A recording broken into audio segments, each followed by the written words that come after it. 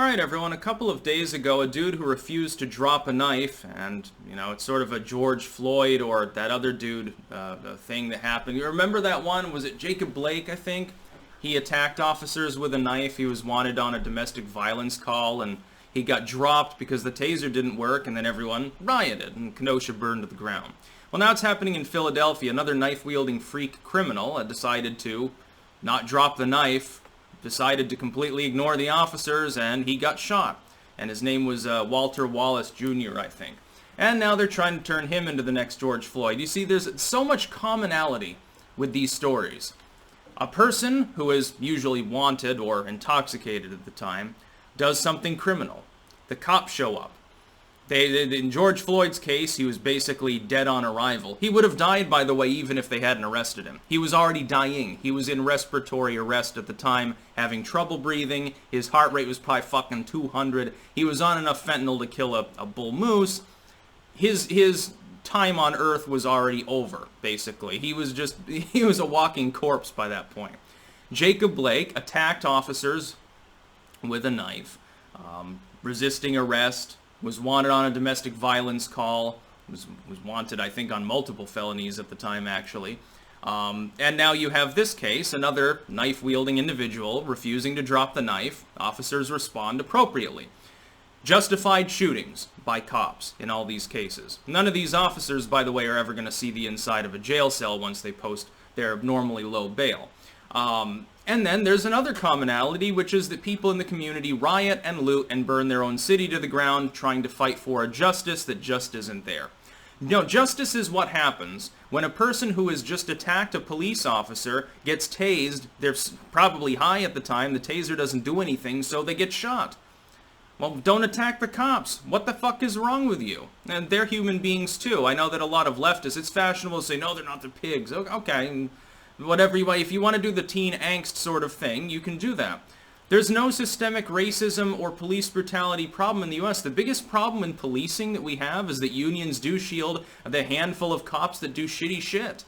That's the biggest problem. The unions. Unions have always been a problem. It's basically a giant funnel web of money and corruption anyway, and teachers' unions the same way. We should abolish unions in the United States, especially the left-leaning ones.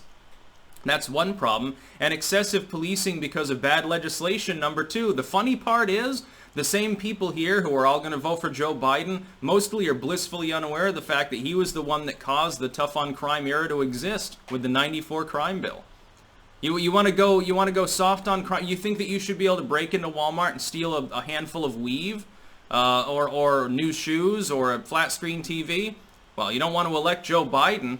He threw people in jail for life in prison for having a joint too many times. You think that he's going to go soft on you? I think he will for strategic purposes, but in the back of his mind, he really wants you to be in a concentration camp, it seems. He's a sick individual.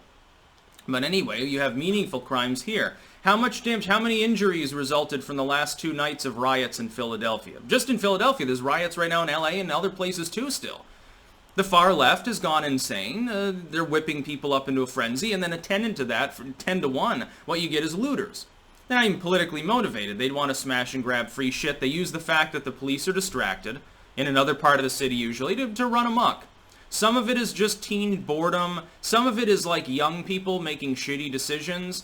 They get all amped up, they're all hormonal, and, all the testosterone running through them, and then they run through the streets, and things get a little out of hand. At first, they're just, maybe yelling at the cops, but someone throws a brick, and they get all feisty about it, and then all of a sudden, they're raiding the liquor store.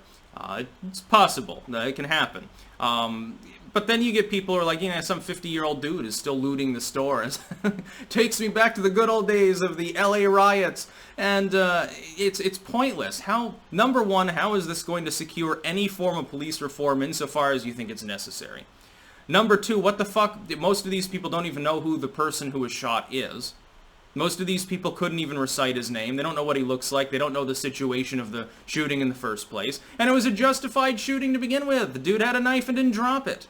It's just like with Jacob Blake, and people used it as an excuse to go run amok and steal things and assault one another and burn businesses down. We're in the middle of a recession and a pandemic. You see left-wing politicians who not only won't report on this, I didn't even know this was happening until yesterday. The riots had been going on for 48 hours before I was even made aware of it, and I follow Andy Ngo and all these others. And I still managed to miss the news. Not a word from CNN, MSNBC, any of those outlets. The only thing that they'll say is, well, mostly peaceful protests against police brutality. Why don't you show them the footage of people breaking into these buildings and burning them down? It's like they attack... and by the way, and I have to perennially remind vapid leftists of this because they don't seem to be able to get it through their very thin but still impenetrable skulls. There's some lack of bone structure there usually. There's some lack of stuff inside of the cranial area as well, I would argue. When you attack a business, like let's say you're like, well, Wendy's has fire insurance stuff. Fuck Wendy's. It's run by rich people. Okay. So you fucking hate Wendy's. You know, you don't want a hamburger. You do realize that there are employees that work there that are on minimum wage and stuff, right? Well, now they're out of the job until it's remade, and it's the middle of a recession. You think Wendy's is going to rebuild that location in the middle of a recession? Not unless that was one of their head franchises. You think the people that manage it, largely these groups have semi-independent franchisers that manage the various locations. These people, while they're making a lot of money, they're certainly not they're not like, you know, multi-billionaires or something. They're not CEOs. They just manage a franchise. The general manager. The janitors are gone. The fry cooks are gone. They're all out of work. Yeah, wonderful for them. They see their community burn. And by the way, now they can't get a Wendy's burger either. When you attack Walmart, you do more than just structural damage to the building that inconveniences the company. That trickles down largely to consumers. If they post a loss because their businesses are being ransacked, they'll pass that cost on to consumers. They're not going to absorb it centrally. They'll cut an employee here and there. They'll lower some wages here and there. They'll jack the price of goods up by 2% or something. They're fine. You haven't even inconvenienced Walmart.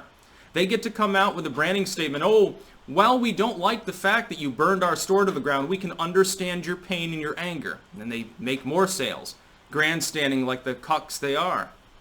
So whenever there's a shooting of an individual, as long as they're of certain races, ethnicities, there will be riots, and then millions of dollars in damage will be done, and people will be assaulted, and their homes will be broken into, and people will pretend that this is fighting for justice, because they're a bunch of fucking losers. That's about all. Peace out.